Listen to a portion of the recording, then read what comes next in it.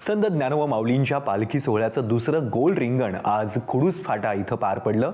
अत्यंत उत्साहात जल्लोषात हा सोहळा पार पडला। वारीत सहभागी झालेल्या हजारो वारकऱ्यांसह संपूर्ण महाराष्ट्रभरातून आलेल्या भाविकांनी हा रिंगण सोहळा याची देही याची डोळा अनुभवला। वारीच्या वाटेवर रंगणारे हे सोहळे म्हणजे साऱ्यांसाठीच एका अर्थाने पर्वणीच असते। तो आनंद लुटण्यासाठी अनुभवण्यासाठी ज्या मातीतून माऊलींचं अश्व धावलं ती माती कपाळी लावण्यासाठी वैष्णव मोठी गर्दी करतात।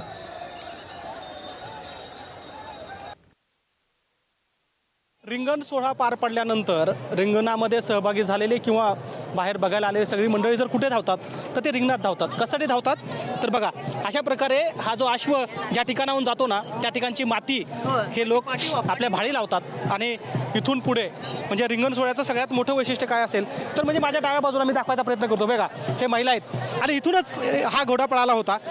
घोडा ज्या जागेवरून पळतो तिथली माती आपल्या कपाळाला लावायची पद्धत परंपरा या रिंगण सोहळ्यानंतर फार मोठ्या प्रमाणात आहे आणि आपण बघतोय की केवळ माती भाळी लावली नाही तर सोबत पण घेतली जाते। मला सांग काय महत्व असतं? याचं महत्व आहे म्हणे घरी घेऊन जावं, बिमारीसाठी वगैरे चांगलं राहते म्हणून।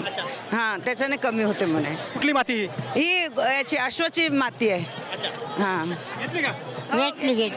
घेतली राहते म्हणे, घेतली धन धान्य रोगराई सगळं जाते म्हणे। फक्त आपण हे बघा, अशा प्रकारची मंडळी आहे जी या ठिकाणी ज्या ठिकाणी घोडे धावतात त्या देवाचा अश्व आहे, त्या देवाचा अश्व ज्या ठिकाणाहून धावतो त्या ठिकाणची माती ही सगळी मंडळी आपल्या भाळी लावत असते। आणि ही परंपरा प्रत्येक रिंगण सोहळ्यामध्ये म्हणजे संत तुकाराम महाराजांचा रिंगण सोहळा असो की ज्ञानेश्वर महाराजांचा रिंगण सोहळा असो, या रिंगण सोहळ्यातून देवाचा अश्व ज्या रिंगणातून धावतो आणि जिथे त्यांच्या अशा ठिकाणी माती तयार होते ती माती ही लोक आपल्या कपाळी मानतात, कपाळी लावतात आणि त्यात ती धन्यता मानतात।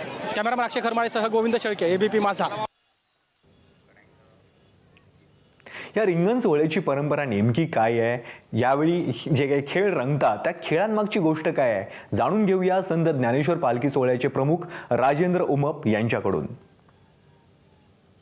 संत ज्ञानेश्वर महाराजांचा पालखी सोहळा अगदी 2 आठवड्याच्या प्रवासानंतर आता पंढरपूर जवळ आला आहे आणि जसा जसा हा सगळा सोहळा पुढे चालत पंढरपूरच्या दिशेने जातो तसं तसं वेगवेगळे खेळ सुरू होतात आणि ह्या प्रत्येक खेळाला एक महत्त्व आहे। म्हणजे रिंगण त्यातला एक प्रकार आहे पण रिंगणाला एक महत्त्व आहे, त्याच्या प्रत्येकाची एक पद्धत आहे आणि ती नेमकी काय आहे। सोहळ्याचे प्रमुख ॲडव्होकेट राजेंद्र उमप माझ्यासोबत आहेत। उमप साहेब, काय नेमकी पद्धत असते? कारण आम्ही बघतोय की जे लोक आसुसलेले असतात म्हणजे हा सगळा क्षण डोळ्यात घेण्यासाठी टी व्हीवरती कोणी बघताय, कोणी मोबाईलवरती बघताय आणि प्रत्यक्ष पाहणाऱ्या लोकांची तर काय पर्वणीच असते। पण ही पद्धत कशी असते की म्हणजे माऊलीची पालखी आल्यानंतर हा सोहळा कसा सुरू होतो आणि रिंगणाचं महत्त्व कसं आहे? रामकृष्ण हरी, आपण जर पाहिलं तर एकूण 4 गोल रिंगण होत असतात आणि 3 उभे रिंगण होत असतात। काल सदाशिवनगर येथे पहिलं गोल रिंगण झालं आणि आज कुडूस फाटा येथे दुसरं गोल रिंगण होत आहे। आपण जर पाहिलं तर देव जे आहेत ते देव मध्यभागी गेलेले आहेत आणि आता एकदा देव मध्यभागी गेल्यानंतर जे अश्वांच्या पुढे ज्या दिंडीकऱ्यांना मान आहे ते त्या ठिकाणी झेंडा घेऊन हे पूर्ण जो काही सर्कल आहे तो सर्कल ते 4 वेळा 5 वेळा ते पूर्ण करतील आणि पूर्ण केल्यानंतर ते घोड्यांना अश्वांच्याकडे येतील आणि मग खऱ्या अर्थानं जे वारकरी आहेत, भाविक भक्त आहेत, जे रिंगणाची वाट पाहत असतात तो रिंगण सोहळा ॲक्च्युली सुरू होईल। अश्व त्या ठिकाणी 1 2 3 4 असे त्यांना ज्याप्रमाणे ते सर्कल घेतील त्याप्रमाणे तेवढे ते घेऊ शकतात।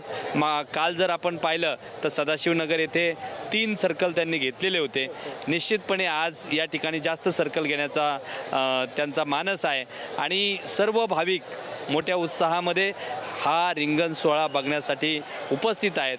आपण जर पाहिलं तर गोल रिंगणाचा एकदा अश्वाचं रिंगण झाल्यानंतर खऱ्या अर्थानं अश्व जातो देवाच्या तिथं त्याचा सन्मान केला जातो आणि त्यानंतर खऱ्या अर्थानं जो खेळ सुरू होतो तो म्हणजे सर्व जे काही दिंडेकरी आहेत त्यांचे प्रतिनिधी ते सर्व त्या देवाच्या भोवती वर्तुळ करून त्यांचा खेळ उडीचा खेळ खेळत असतात आणि तो एक वेगळी पर्वणी असते. कारण नुसतं रिंगण सोहळा म्हणजे अश्व गोल फिरणे एवढं नव्हे, तर हा उडीचा खेळ जो आहे तो अत्यंत महत्त्वाचा आहे. आणि त्यामध्ये हे सर्व आमचे जे काही वारकरी आहेत, मग तो पाऊस असू द्या, गेल्या वेळेस जर आपल्याला आठवत असेल तर या ठिकाणी पाऊस पडलेला होता, त्यामुळे निश्चितपणे सर्वजणांच्या नजरा या आता या गोल रिंगणाकडे लागलेल्या आहेत. ती उडीचा खेळ जो असतो तो आम्ही बघतो की आता ह्या सगळी जी मंडळी आहे, टाळकरी आहे, मृदुंग चालक आहेत, ही सगळी वयोवृद्ध मंडळी आहे.